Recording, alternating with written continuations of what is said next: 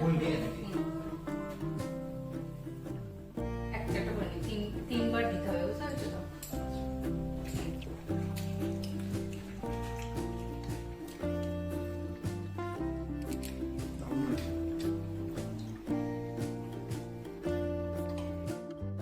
Hi friends, life of সদীপের চ্যানেলে তোমাদেরকে আরও একবার স্বাগত। আশা করি তোমরা সকলেই ভালো আছো আর আমরাও ভালো আছি।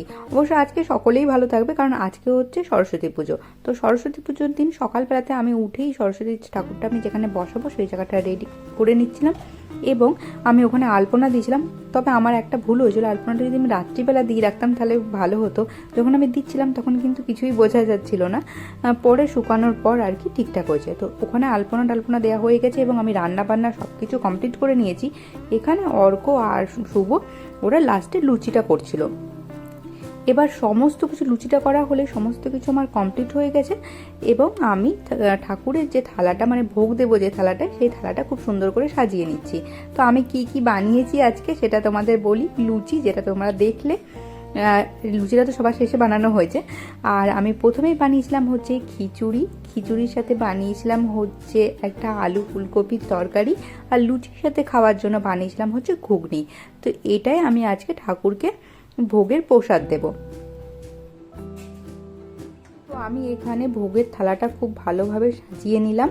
আরও যে ফল প্রসাদগুলো সেইগুলো সব কাটা হয়ে গেছে, রেডি করাই আছে, শুধু ঠিকমতো আর কি ঠাকুরের থানের কাছে এনে বসাতে হবে। তো আমাদের এখন সমস্ত কাজ হয়ে গেছে, এবার আমরা পুজো নিয়ে ব্যস্ত হব, মানে পুজোর এতে চলে আসব। সেই কারণে আমি ভোগের যে থালাগুলো সেগুলো সব একে একে রেডি করছি এখানে। তো দেখো, আমি ভোগের থালা আগেই রেডি করেছিলাম, আর সাথে করেছিলাম হচ্ছে আমি আরও যেটা হচ্ছে পায়েস। তো আমি পায়েসটাও সাজিয়ে দিলাম। আর এখানে ফলগুলো আগে অর্ক আর শুভ কেটে রেখেছিল, তো সেগুলোকেও আমি খুব সুন্দর করে এখন প্লেটে সাজিয়ে নিচ্ছি।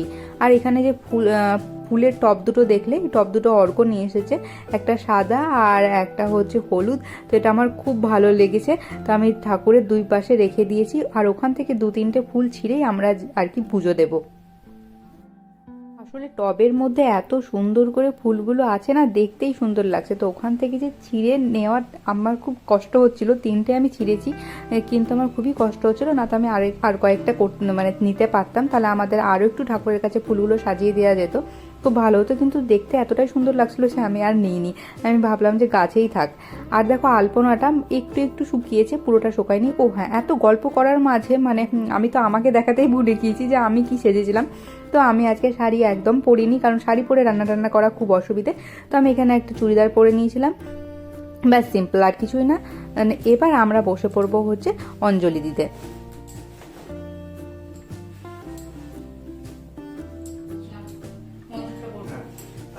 ফুল দিয়ে নাকি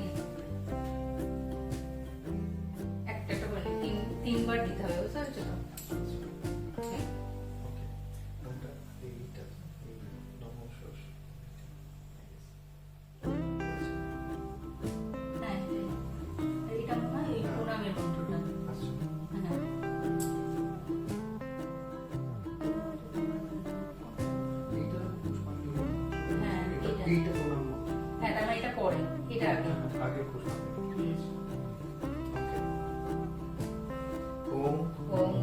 জয় জয় দেবী, জয় জয় দেবী, চরাচর সারে, চরাচর সারে, কুচযুগ শোভিত, মুক্তাহারে, বীণা রঞ্জিত, পুস্তক হস্তে, ভগবতী ভারতী, দেবী নমস্তুতে।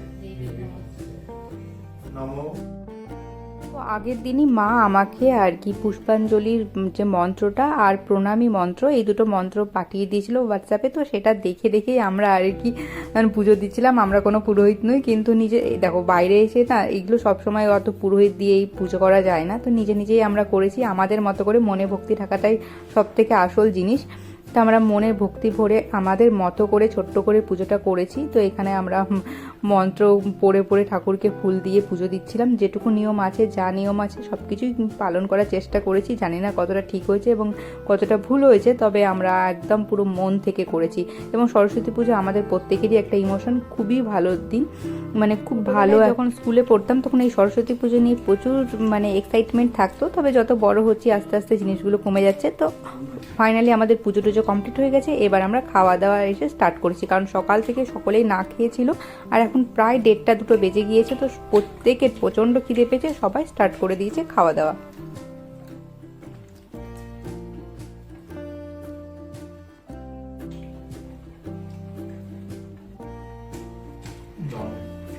তো খাওয়া দাওয়ার পরে আমরা একটু রিল্যাক্স হচ্ছিলাম, বসেছিলাম, গল্প করছিলাম। এইভাবে আমরা আজকে সরস্বতী পুজোর দিনটা কাটিয়েছি। এখানে তো শুভ হাঁটাচলা করছে, অর্ক এখানে বসে বসে ঝিমাচ্ছিল, কারণ এত খেয়েছে এবং আমিও এতটাই খেয়ে নিয়েছিলাম যে বসে বসে ঝিমাচ্ছিলাম। তো তোমাদের আজকে আমাদের সরস্বতী পুজোর ব্লগটা কেমন লাগলো অবশ্যই জানিও। ভালো লাগলে সাবস্ক্রাইব করে দিও। দেখা হচ্ছে নতুন আরও একটি ভিডিওতে, ততক্ষণের জন্য বাই বাই।